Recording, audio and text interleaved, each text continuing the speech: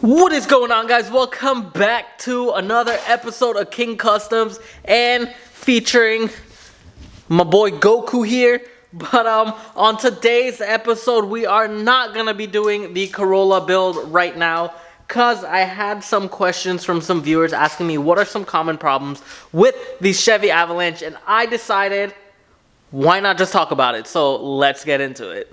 Alrighty guys, so there are some problems with the Chevy Avalanche, and I wrote it down in my book, which is actually a planner that I have for 2021, so I can plan all my videos. But I wrote down some notes for y'all, and we're just gonna go through this list. That way we can just get straight to the point. So number one, service 4x4 light. A lot of you guys may be having a Chevy Avalanche that a service 4x4 light comes on.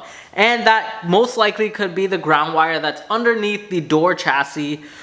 Underneath the driver door's chassis, there is a wire, which are two ground wires. And sometimes when it corrodes or rusts over, it can turn on and trigger a service 4x4 light. Sometimes when you're trying to change your two-wheel drive into four-wheel drive, 4 low, 4 high, it just blinks and stays into two-wheel. Doesn't want to do anything else. Or if you click the auto, doesn't want to go in at all.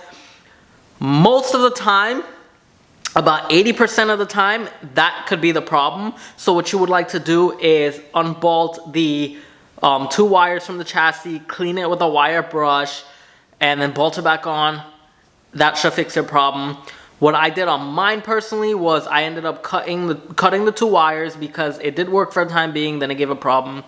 I cut the two wires, soldered some new wire going all the way up into the engine bay, and then grounding my wires in the engine bay. That way I do not have to worry about anything corroding anytime soon. And my 4x4 has been working for a long time now. The second most common issues, is the disappearing of coolant with these Chevy Avalanches.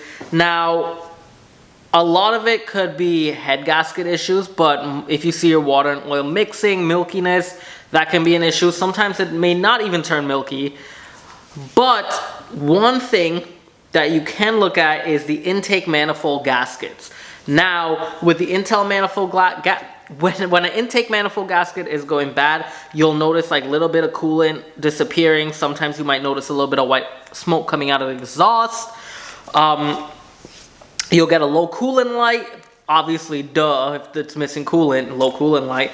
But the intake manifold gasket is one of the most common things on that truck. All you have to do is remove the top manifold and replace the gaskets, just clean around it, and hopefully that should fix your problem. Make sure you look around to see if there's any coolant leaking. If you see any leaking coolant, then obviously your leak is right there and that's where your coolant is disappearing to. But if you see no leak, everything's dry, a little bit of white smoke coming out of tailpipe, intake manifold gasket, check it, because that's an issue. Another thing here is the speedometer. Oh gosh, almost every Chevy truck has this, not even just the Avalanche.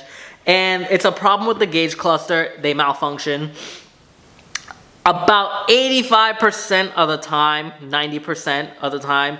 Leave a little 10 for a little room of something else. But 90% of the time, it is your stepper motors. Now, I don't know why I lost my train of thought there for a second. But 90% of the time, it's your stepper motors. Those stepper motors is a common thing that goes bad on those vehicles.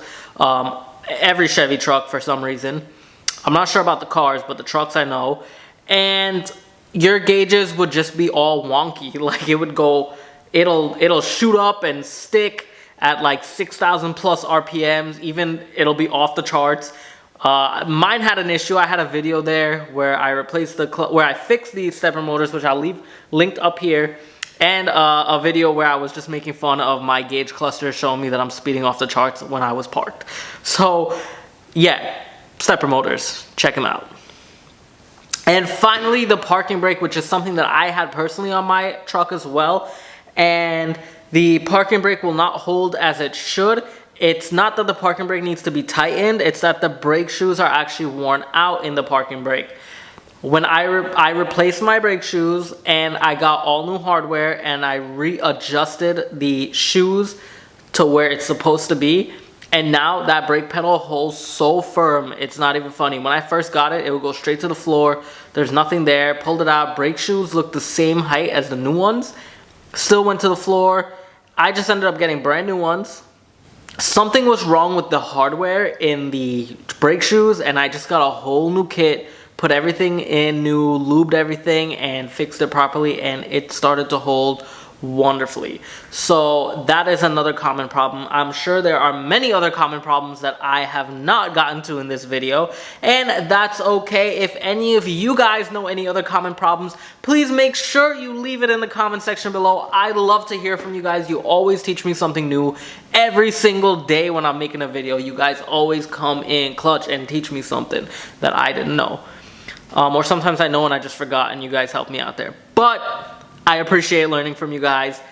And with that being said, for this really quick video, I hope you guys enjoyed it, and I hope you guys can hit that like button for the YouTube algorithm for your boy here. I know I ask you guys on every video, but seriously, please hit it. I would stop asking y'all if y'all just hit it for me. It doesn't take much to just hit the like button on the video. So please do me that favor and hit that like button. And also, if you're new to the channel, please make sure you consider subscribing. With that being said, guys, I'll see y'all for the next video. Peace.